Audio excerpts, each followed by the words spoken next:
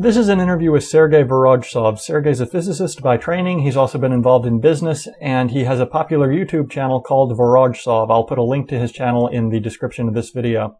Sergei's channel has a lot of videos on chess and brain teasers, and he also recently came out with a very popular video called Economic Collapse, My Two Rubles, where he gives his first-hand experience dealing with the economic downturn in Russia during the 1990s.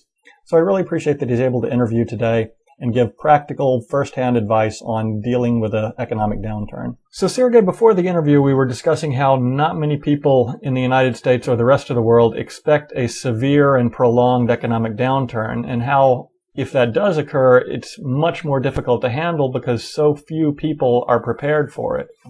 Well, I guess that 99.9% of the USA population is asleep, and this is very unfortunate, because all this experience is available from all these third world countries.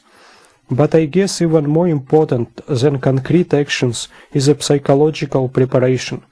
The most important thing for survival is to focus and psychologically prepare yourself.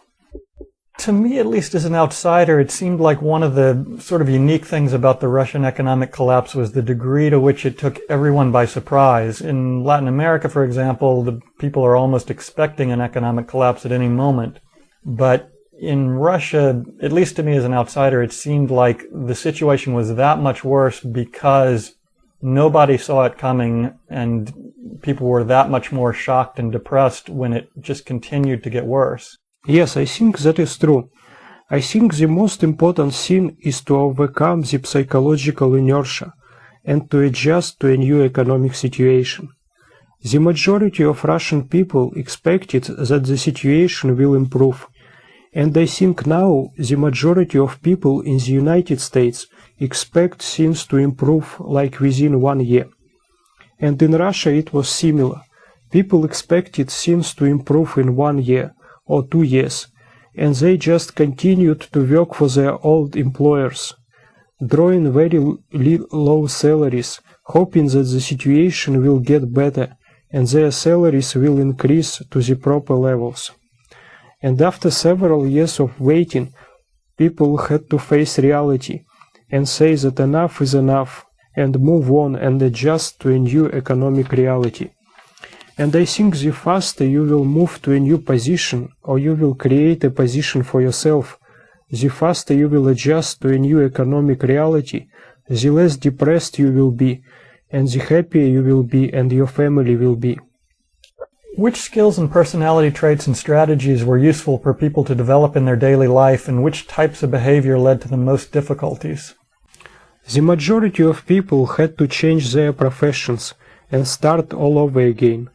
Their professional career might have been very successful thus far, but then everything has fallen apart, and they had a choice of either continue working for a very little salary or start working from zero in a new position which they often created themselves.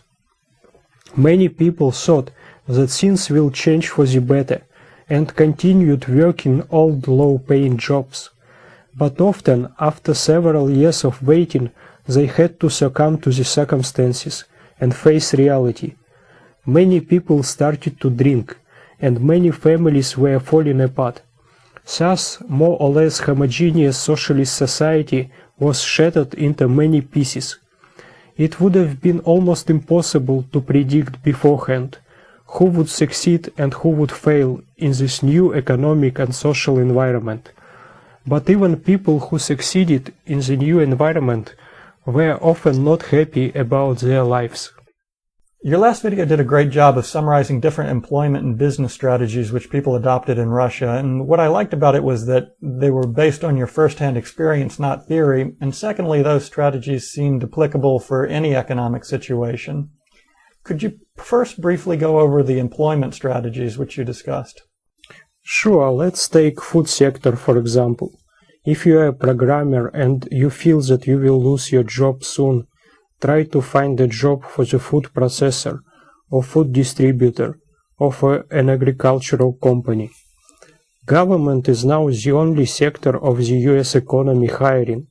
If you feel that you won't make it on your own or just need a break, try to find a government job. In tough economic times, when most people are dissatisfied and even hate the government employees compose its support base and therefore have to be relatively well paid. Also, as more and more sectors of the economy will fall under the government control, it will need to hire more people.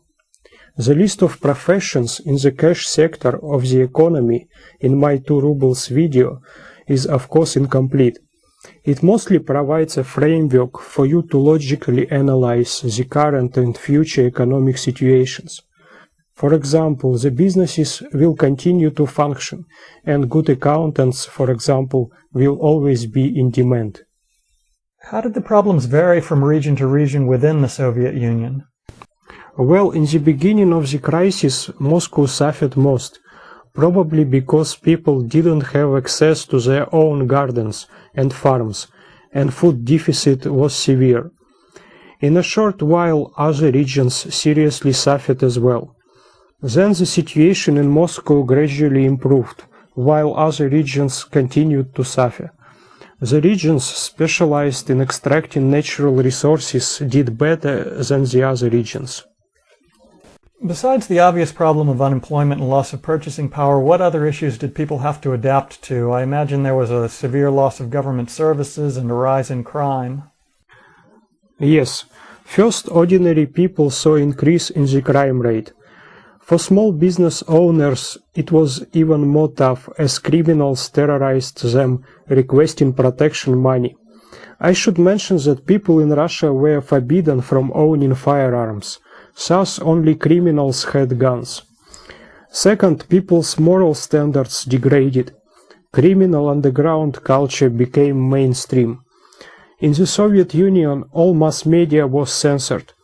Although censorship restricted the freedom of speech, it also precluded violence, offensive language, and sex from its appearance on TV.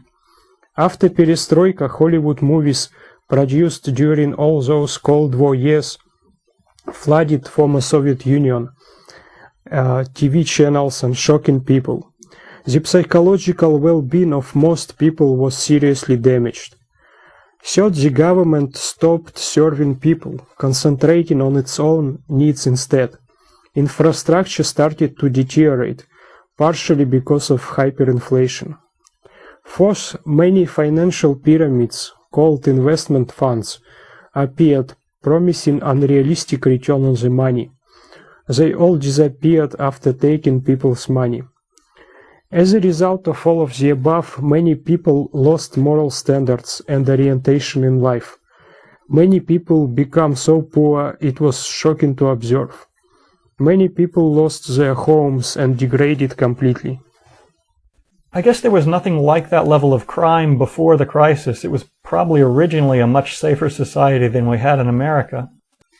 Well, there is an interesting concept which I would call survival energy. When people lose any reasonable ways to survive, the survival energy kicks in.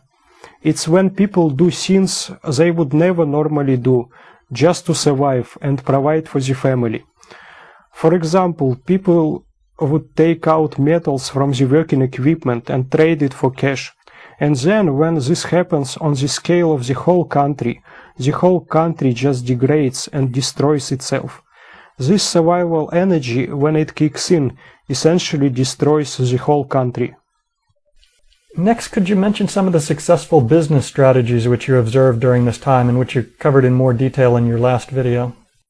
The multilateral barter scheme I explained in my 2 rubles video essentially replaces the government's function, which government cannot execute due to dry cash loops.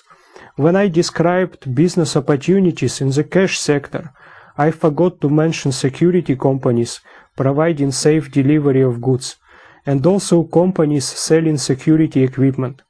In general, during the economic crisis, you will have to protect things which you wouldn't normally protect. This may further increase the cost of doing business.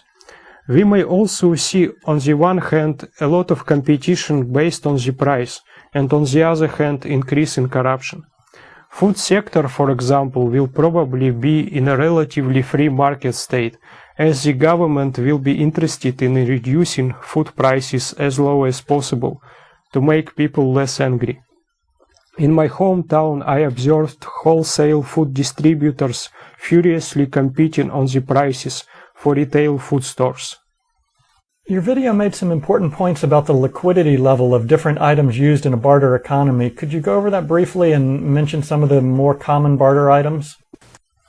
Well, liquidity depends on the item's necessity for the personal survival and its inventory turnover time. Food sector had a liquidity of 90 to 100%. On the other hand, furniture is not required for survival and has long inventory turnover times and therefore will have a low liquidity. Most common barter item used in the interpersonal transactions in Russia was a bottle of vodka. Your video also mentioned the common strategies in countries during hyperinflation of holding a foreign currency like dollars or euros so that when the native currency is inflating rapidly, you can retain value by holding the foreign currency. I've often thought that if the dollar and euro were both inflating rapidly, that at least for short-term savings, maybe something like an exchange-traded fund in gold and silver would be a way for people to retain value and still have high liquidity for their day-to-day or monthly expenses. Well, practice shows that during the economic crisis you cannot trust anyone. Most secure companies and funds crash first. We already saw this happen in the United States. In my opinion, physical possession of the gold and silver and not exchange-traded funds is the only correct way to protect your investment. Yeah, I completely agree. I would never hold more than I could afford to lose in an exchange-traded fund. I was just thinking about very short-term expenses because of the high liquidity of an exchange-traded fund. Lastly, when we were talking earlier, you made a really important point about what you often observed when people derive too much of their sense of identity from their job and they weren't focused enough on family. Many people are so obsessed with their jobs and they cannot imagine their life without a job. And then, when they lose their job, the whole world crashes for them. Also, a wife should be more compassionate and understanding when a husband loses his job. If wife puts pressure on the husband and husband starts to drink, the whole family falls apart. And when family deteriorates, the whole society deteriorates, because family is the basis of any society.